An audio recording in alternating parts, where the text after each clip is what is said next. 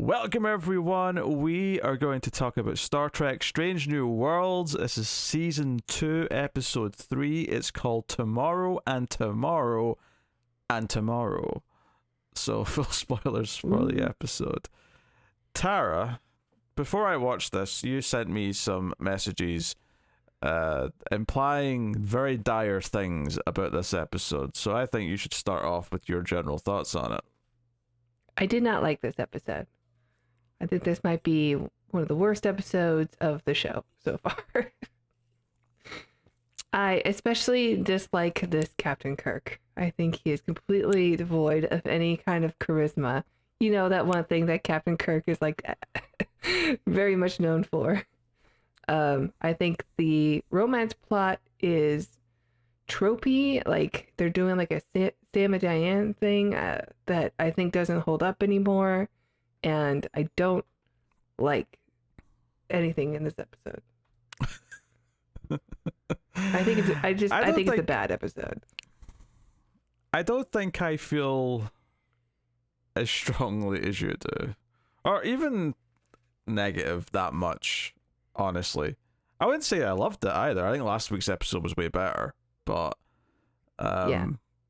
but I appreciated at least getting a chance to focus on Anne's character and kind of what she was, kind of working through. The episode starts with a montage of her like just being miserable and doing her job and not feeling like she can talk to anyone about anything because no one shares her experiences. And it's not really until she's literally an outsider again, but now in time with another outsider in time, that she's able to finally, I don't know, it's like she gets a chance to like forget that it's Kirk, right? I know that that's like a sticking point because you have in your head what Kirk is supposed to be, and I agree, he's not William Shatner, right?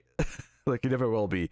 But if you take him just as someone, and the key thing of the episode that comes up is that he doesn't recognize her name, right? When she says her full name, Yuneen Singh, he doesn't recognize it.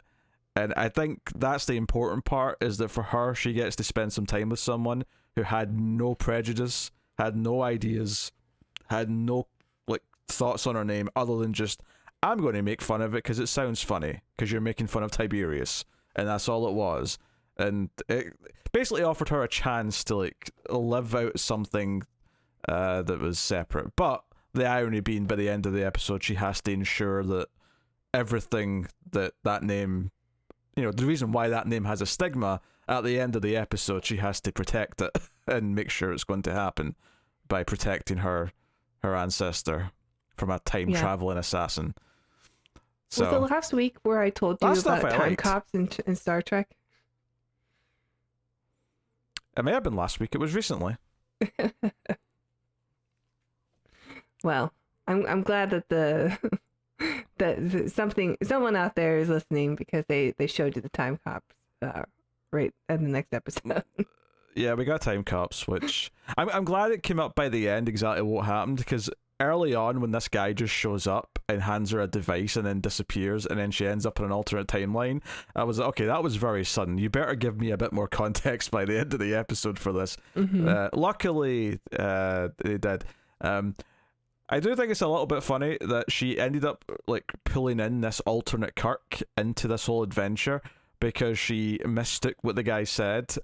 He says go to the bridge, so she goes to the bridge of the Enterprise, but what he actually meant was go to the bridge.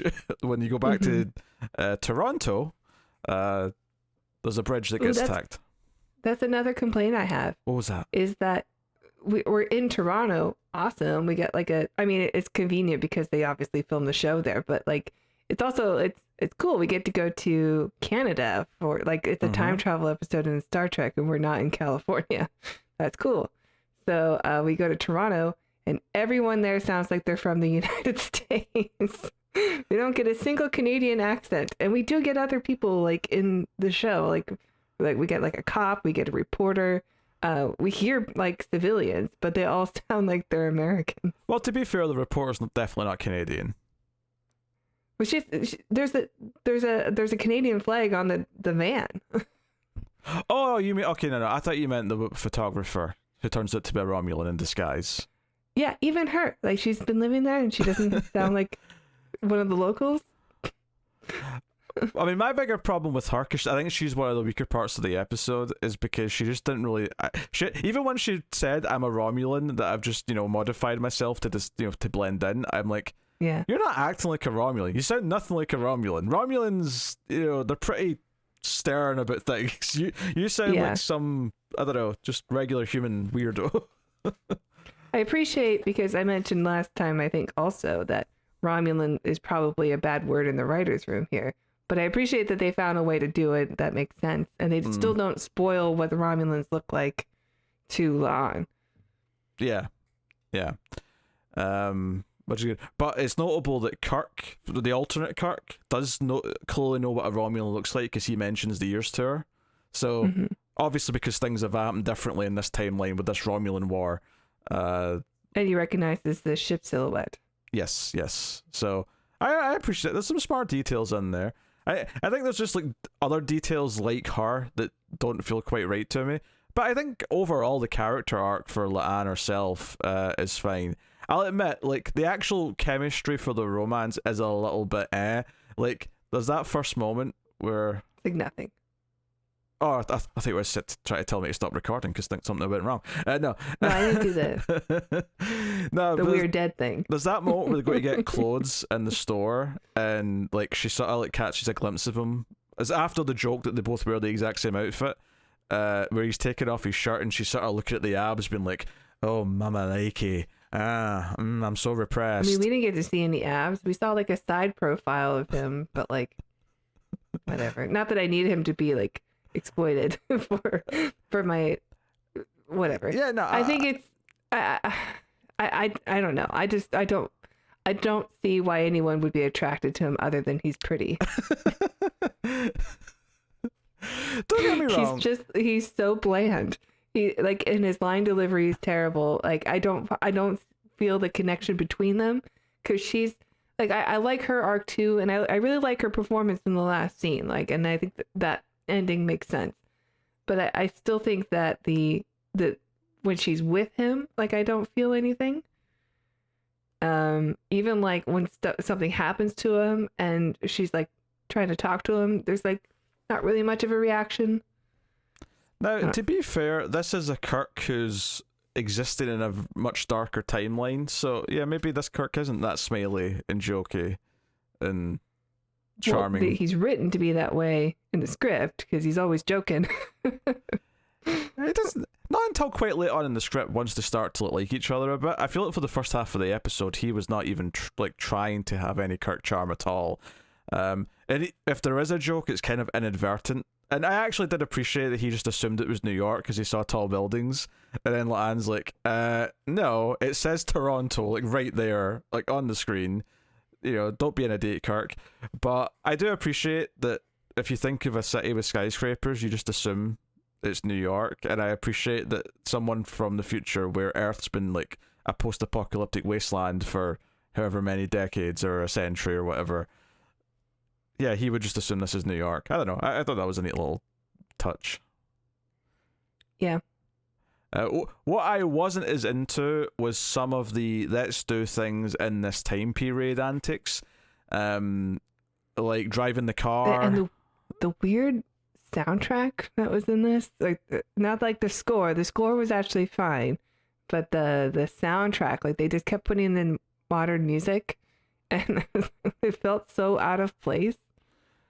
It is meant to be present day though, because there's a line at one point about it being 30 years since 92. Yeah, the Romulan. Because I actually was thinking about this because the eugenics wars were meant to have happened in the 90s. I remember this from the original Star Trek, and the Romulan spy lady brings this up. She's like, "Yeah, this was all meant to happen in 1992, and I've been stuck here for 30 years waiting for it to actually finally happen." So they're acknowledging that it's been pushed back up the timeline to around present day. So it's still our reality, yes. No, I know that it I acknowledge that it also takes place in the not too distant future from here, but it's still modern day music, not music from 2060 or whatever this is supposed to be. Or at least it is modern day, right? Whatever. It's not 2060 though. It's just present day. It's roughly present day. Yeah, roughly present day. You're right. But yeah. So it's gonna be at least another 20 years before Khan, because we see him as a kid in this. Oh yeah, the actual eugenics wars will be like 2050 or something like that. Yeah. Yeah, but the music is still like modern music for us right now, and it just feels out of place in this, I'm confused. in the show. Okay, in the show, sure, but I'm confused. You keep saying modern music. It is it's present day. Yeah, but like the scene where Kirk's like, let's make some money by me like hustling this 2D chess champions and stuff in the park, which I assume he betted something in the beginning. I don't know. Don't ask too many questions. I saw them throw away their badges, so I don't know why they would do that. Don't ask too many questions, in particular how far that money goes, because they get a really nice hotel suite. They get a really nice hotel room. Yeah. And then they're getting a taxi to Vermont. That's a pretty, far ride. Also, they like...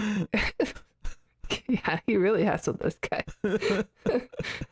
Also, like the hotel room they get is super nice, but they didn't get a 2-bed hotel room. Like Kirk still has to sleep on the couch. Like, why not just compromise, get a lesser hotel room so you can have 2 separate beds and you can both sleep comfortably? Maybe they're pretending to be a couple, because they did that later on for one reason or the other. It's less suspicious. I don't know. Okay. Because they're not like on the run. This is not a reason why the characters would decide this, but here's the reason why they made this choice for the episode. They made this choice for the episode because by showing her in the bed and getting up, and I mean, obviously she's doing it because she's a bit horny and she's like, oh, look at Kirk lying on the couch. But the reason why they did this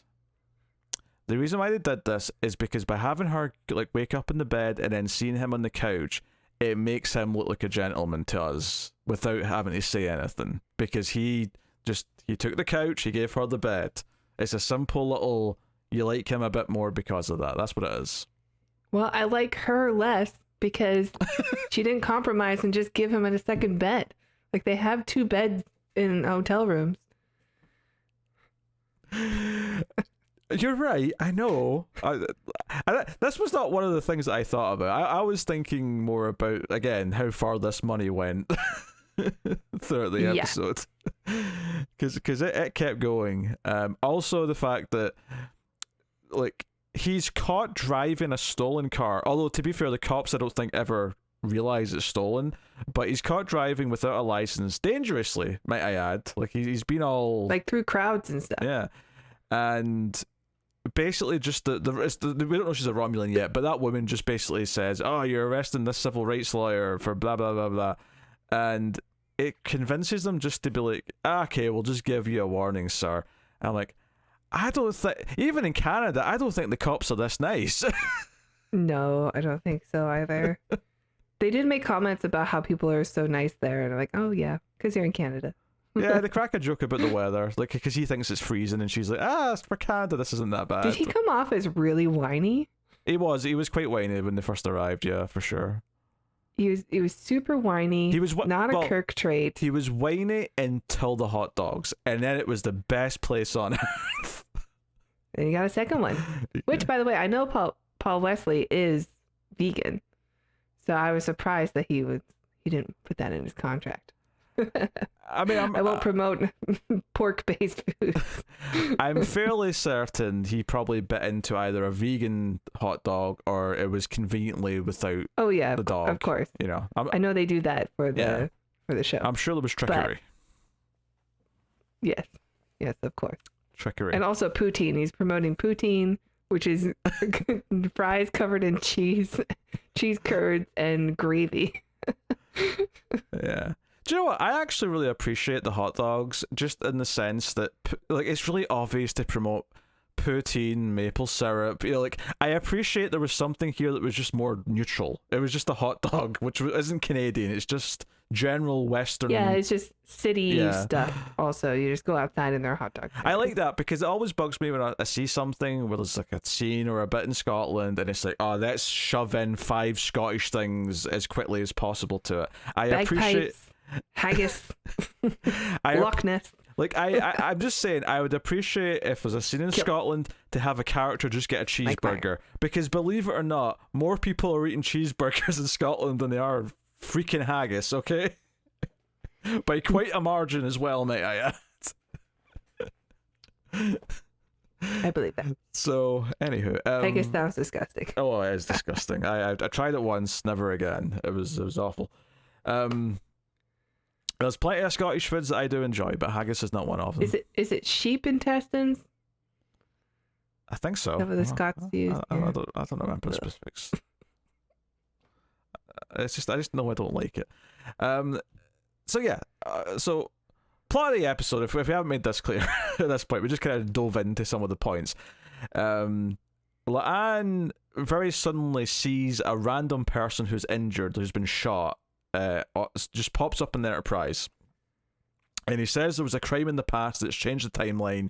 She has to go and deal with it, and he hands her his little doohickey, his little time doohickey, which she then accidentally uses with the alternative Kirk, which is on the Enterprise, because it's not the Federation anymore, it's not Starfleet, it's the Earth United Fleet or whatever it's called, which there's no Federation, they're at war with the Romulans.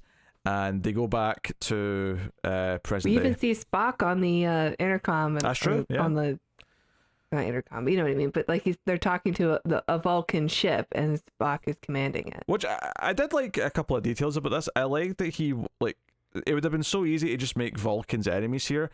I appreciate that Spock in this timeline is trying to form an alliance, and it's the humans that are being dicks and be like, nope, we're at war with the Romulans. We don't need you.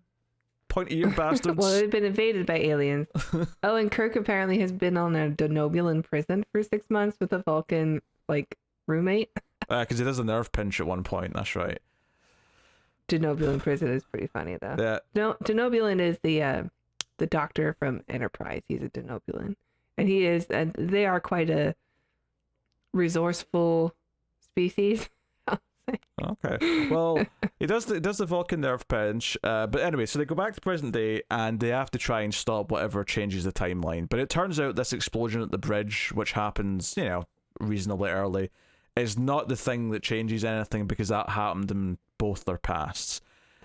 It's notable that Kirk is obviously, he does raise the question at one point, wait a minute, if I help you fix this, then my timeline disappears. And he starts to challenge it a little bit, even though technically there's a version of him that would exist in her timeline. However, he does kind of drop that when she mentions that his brother's alive, because he's like, wait, Sam's alive? Yeah, that was a good hook. Yeah, it's like, okay, now he's got a reason to believe that hers is better.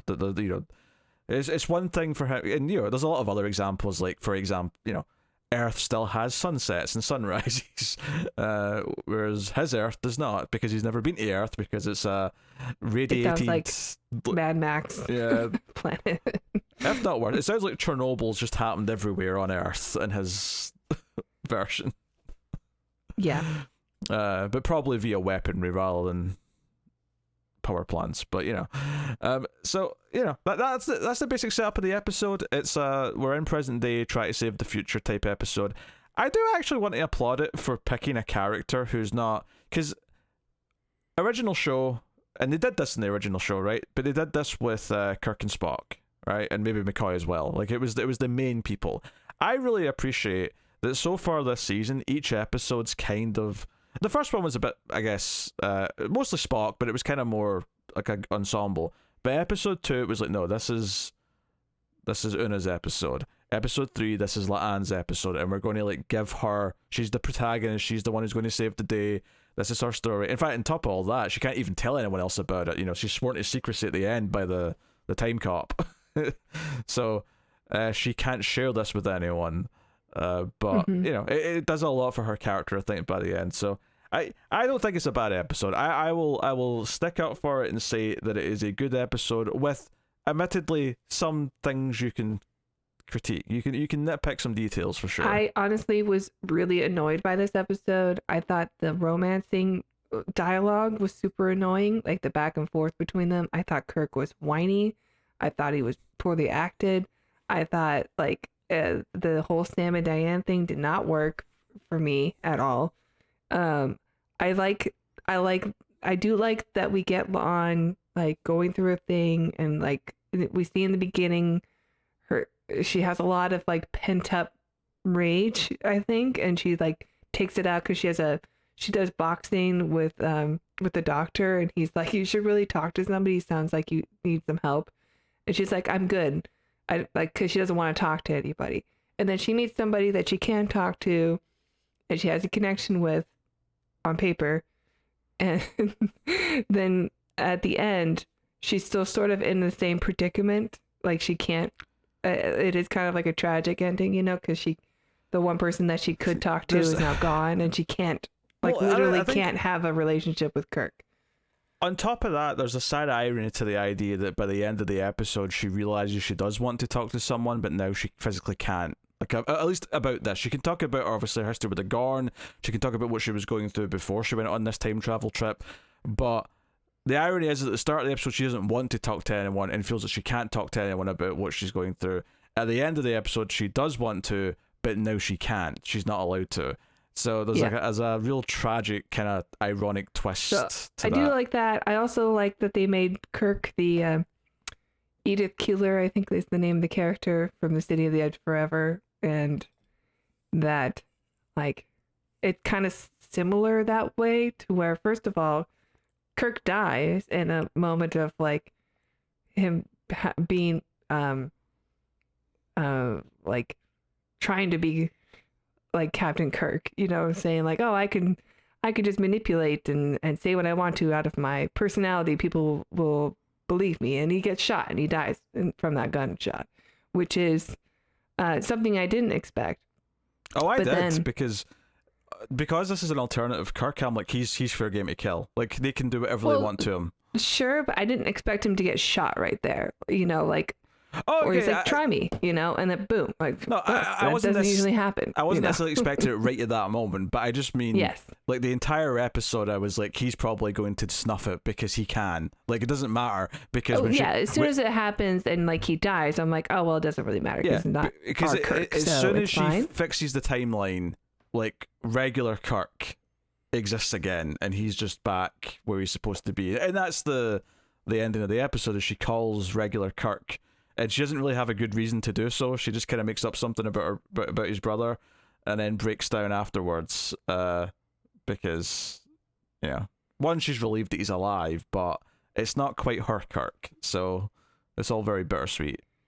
Yeah, and she breaks down. The scene of her crying, it makes sense, and it was a good moment because she really hasn't had any kind of emotion. We see her like laugh maybe twice, and actually smile for the first time, I think, in the show, and then like has that, like, she's overwhelmed with emotion and sadness and grief, and she actually mourns for the loss of her friend and maybe the only person that she's allowed to get close in a while. But I just don't buy their chemistry. Well, I think it doesn't really matter that much to me, I think, because it felt more like she'd never really been romantically involved with anyone before, so her awkwardness of like feeling something when he's like taking off his shirt, as silly as you can, like, you know, make fun of the moment itself, like, I think her performance in the moment of her like not knowing how to process that and not knowing what to do because she's used to being such the professional hard ass, and you get the idea that, you know, and we've had this idea I think since the start of the show, that she is such a hard ass as security chief because she feels that she has to work extra hard to prove that she's worth that position because everyone has these assumptions about her because of her last name. You know, there's this assumption of what type of person she's going to be, so she has to work twice as hard to be like, no, respect me, damn it. And I think her performance, like the actress's performance, as she's trying to like, okay, how do I even deal with these feelings? If I'm having feelings, if I'm sexually attracted to someone, what do I do about this? I don't know. I got enough from her that I don't think, like, the Kirk in this episode was always, he's effectively like a one-time guest star, even though we'll probably see actual Kirk pop in and out occasionally still, but he's effectively a one-time vessel for the purpose of her story. And well, obviously, yeah, it'd be great if like it was a great performance as well and the chemistry was like immaculate, because it would probably make everything hit even harder. I think there was enough there for the character that we do care about, because she's the one who's going to be sticking around as a main character, that I wasn't feeling too bad about that. My bigger complaints were some of Girl, the you could do so much better. He is such a dud.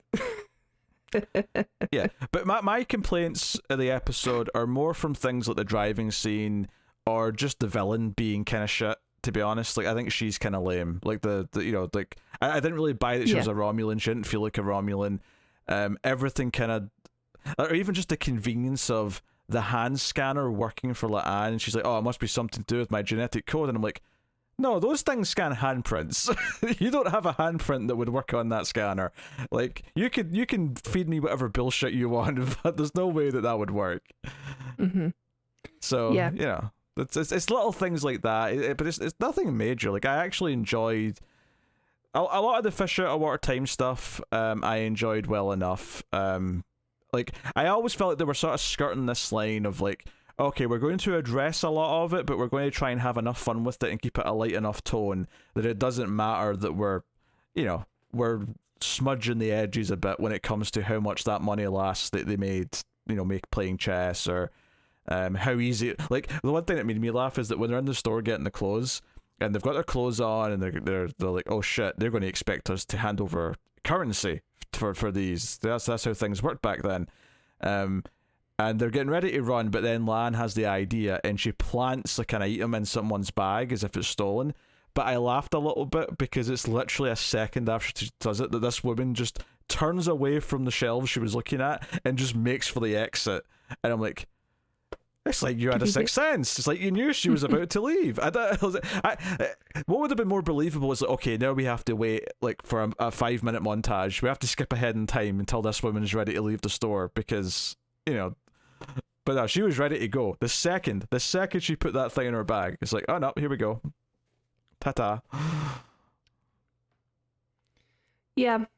And I think also it makes it kind of a tragedy, like kind of parallel to City on the Edge of Forever. It's not just that the Kirk Edith Keeler has to die, but that she can't, like she literally has the opportunity, like if you can go back in time and kill baby Hitler, would you do it? Like she has that with Khan because the augment wars or whatever is what starts off a lot of things that, leads to a lot of bad stuff. And Tara, you're the bad man. You're the Star Trek fan. It's the eugenic wars. Come on. Yeah. I just had a little nap.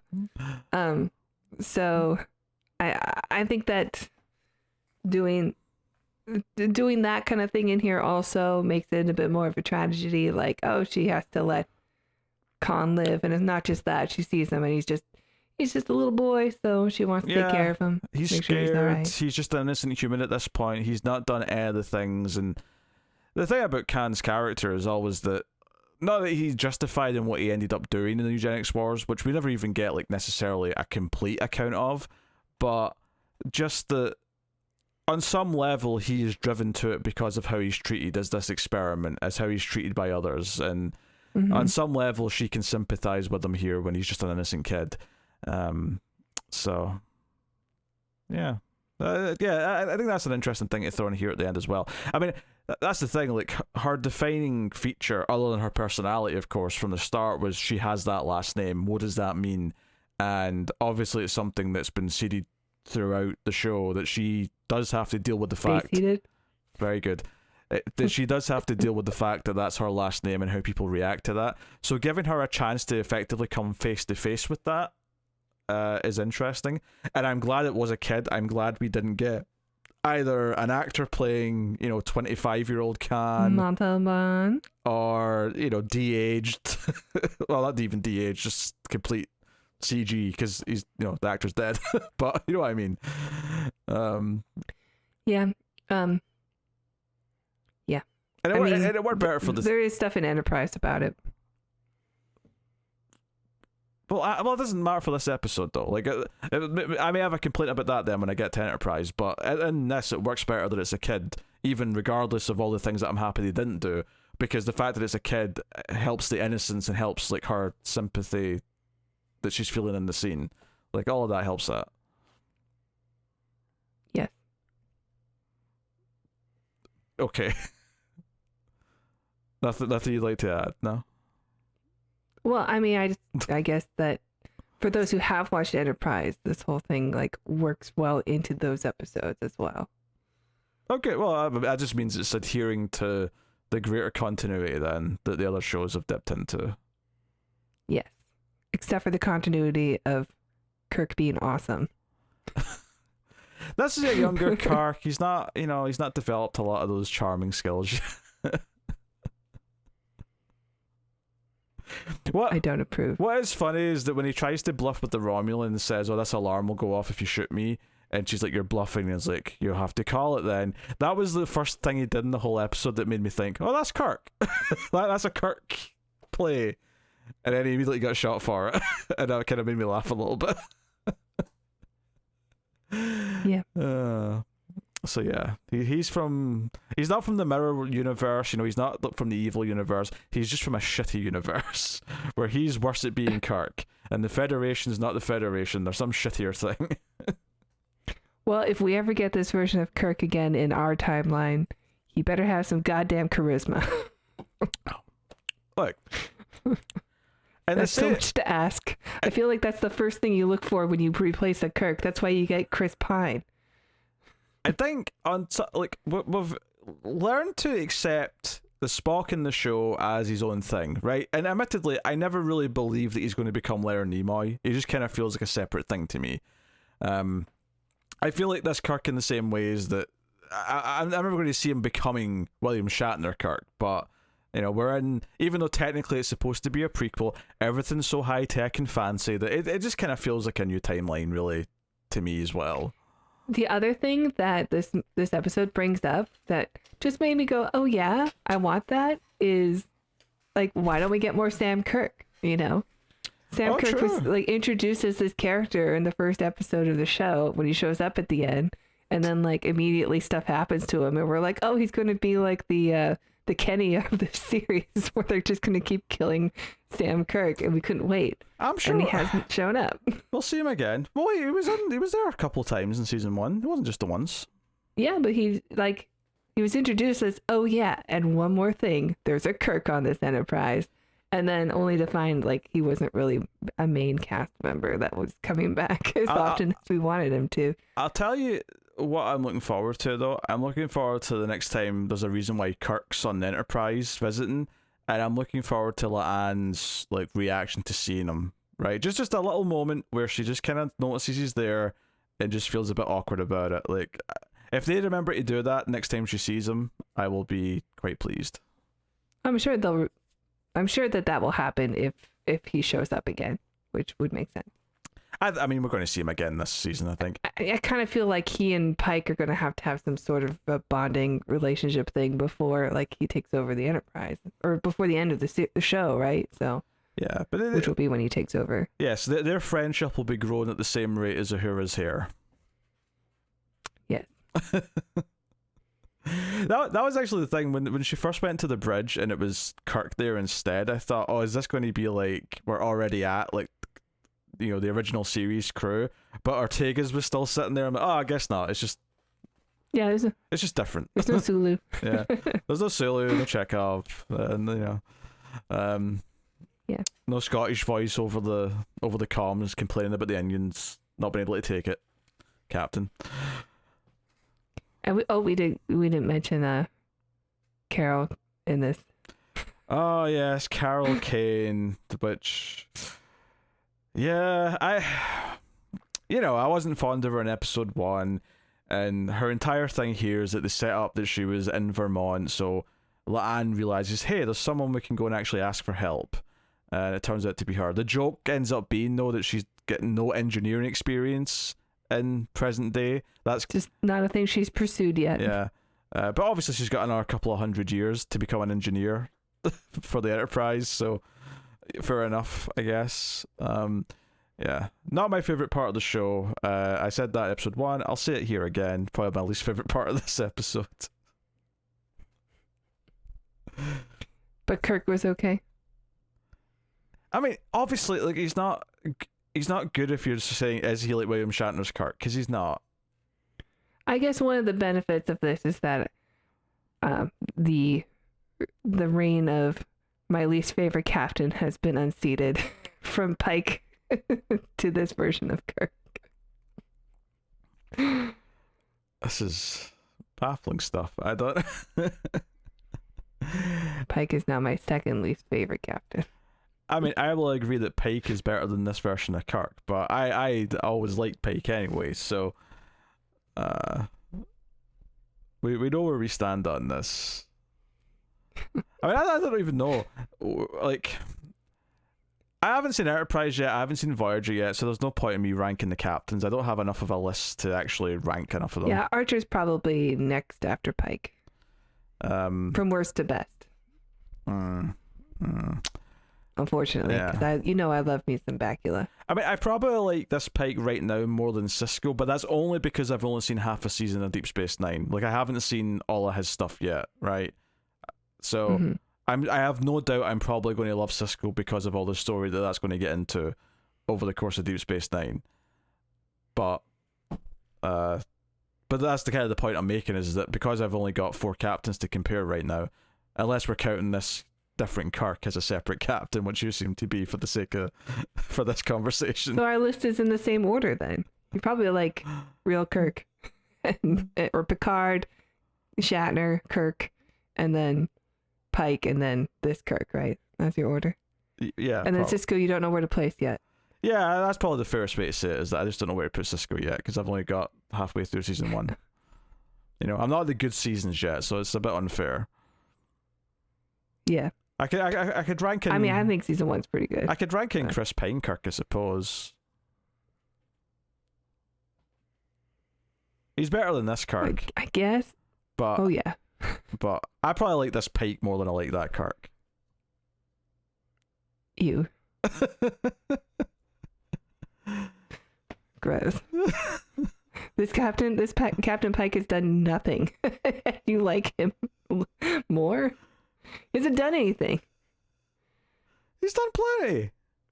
All he does is go to people and be like, so what do you guys think we should do?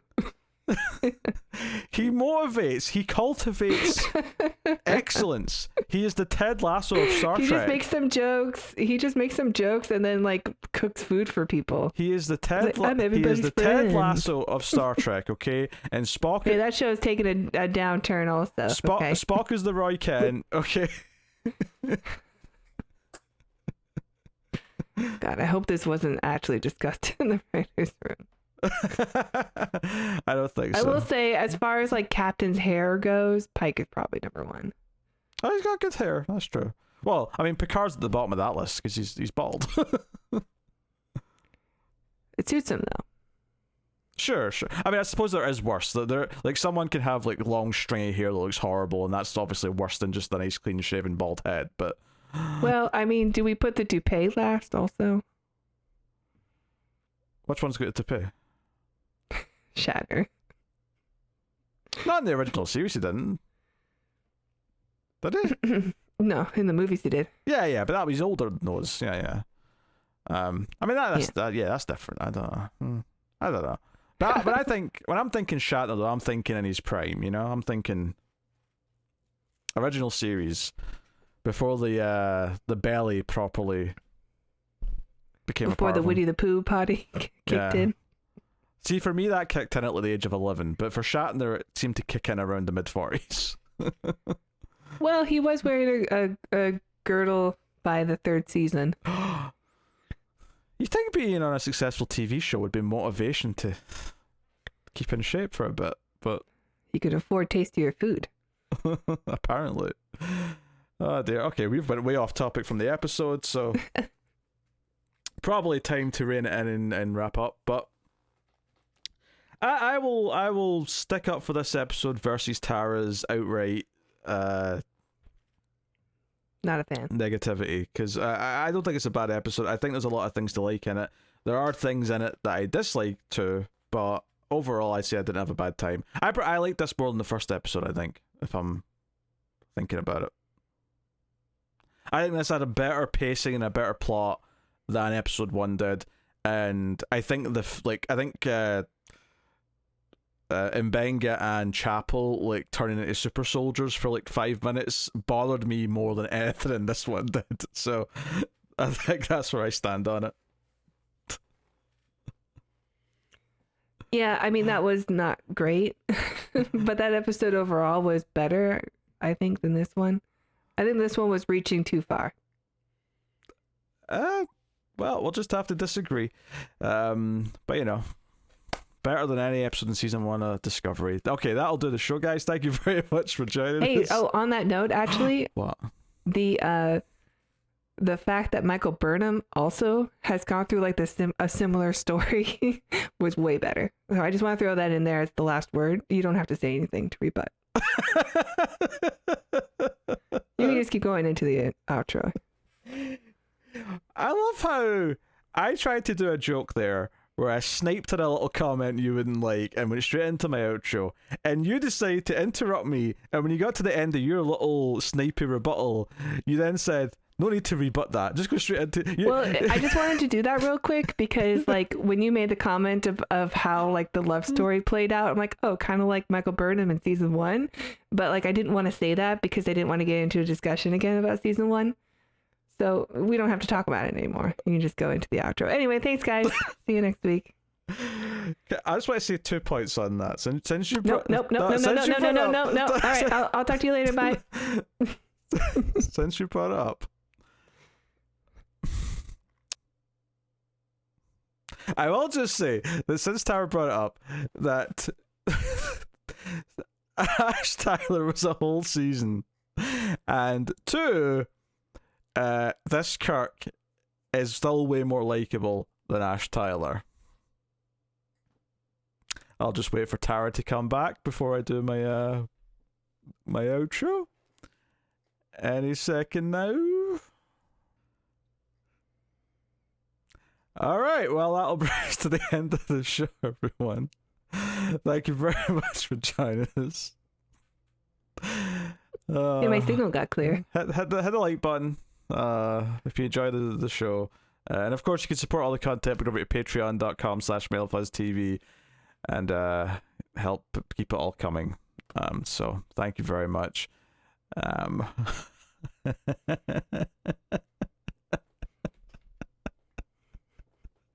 You don't have to do it. I know you're so tempted. No. I said my piece when you weren't there, right? And the fans will know. And that'll just be how it is. But you think you're so funny. You think that was hilarious. It's pretty funny. That's our Star Trek Strange New Worlds review, everyone, and we'll see you next time. Keep watching TV. This Kirk's better than Ash Tyler. Bye, guys.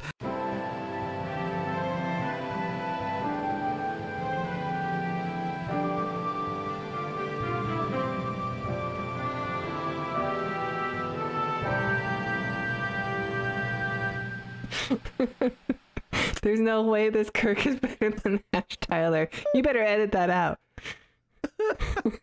I can't. It was literally before I said have goodbye. to. You have to edit it out. No, it can't. That can't remain.